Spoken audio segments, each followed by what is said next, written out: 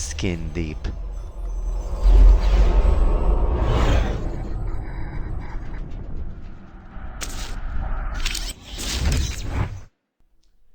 Skin deep. On the anniversary of his twin brother's suicide, Bradley kept his 8th and final appointment, 6 hours per visit, immobile and painful. He had arrived early, sitting in his rental car, staring at a small steel urn in the passenger seat beside him.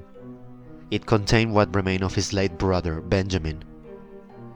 It had been difficult locating and convincing a professional tattooist to blend ashes into ink.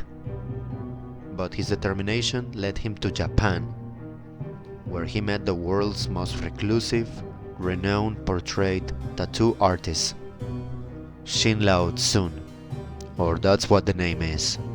I'm not sure.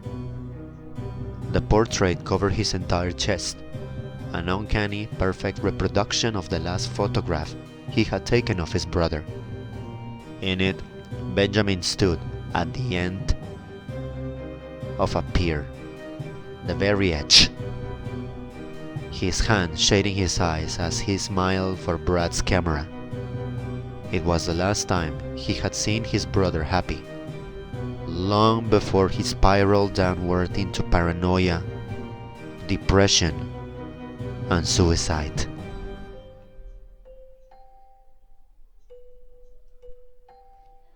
Weeks after he had fully healed, he awoke one night to a burning itch of the tattoo.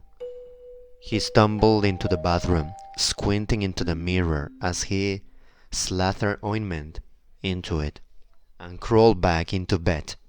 He hadn't noticed his brother was no longer smiling.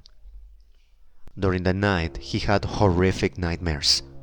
Benjamin had returned from the dead, but instead of a joyous reunion, there was only bloodshed. Why did you bring me back, Bradley? Why? Why did you have to bring me back?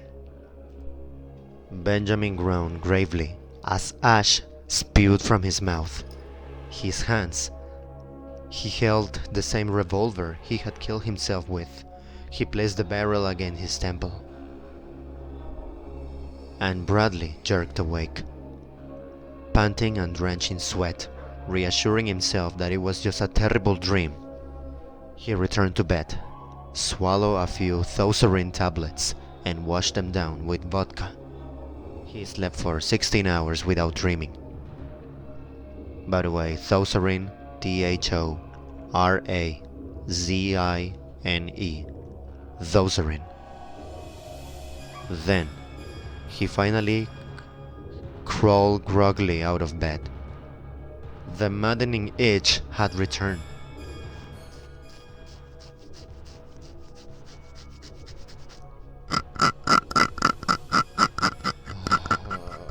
Yes.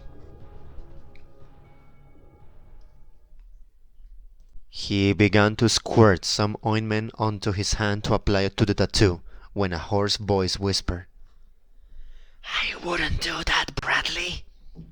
He recognized the voice immediately. Looking down at his chest, it appeared that Benjamin was emerging, pulling himself away from the pier, his lips contorted into a leering rictus of malevolence as he tore through Bradley's skin. He shrieked. He ran to the kitchen and snatched a paring knife from a drawer and began carving and peeling away the tattoo, rivulets of blood pattering to the linoleum as he did. All the while, his brother groaned in agony. Days later, when he regained consciousness in the hospital, his mother was at his bedside, right there, and she was very worried. Why did you cut yourself, Brad? To get rid of the tattoo. He came back. Who came back? Benjamin. Mom, your son. My brother. Tattooed on my chest. She lifted the sheet from his chest. He saw nothing but a few small bandages. The tattoo hadn't been harmed, but it was different. In it, Bradley saw that Benjamin was no longer in the scene, just an empty pier. Honey, we've been through this before. You never had a brother.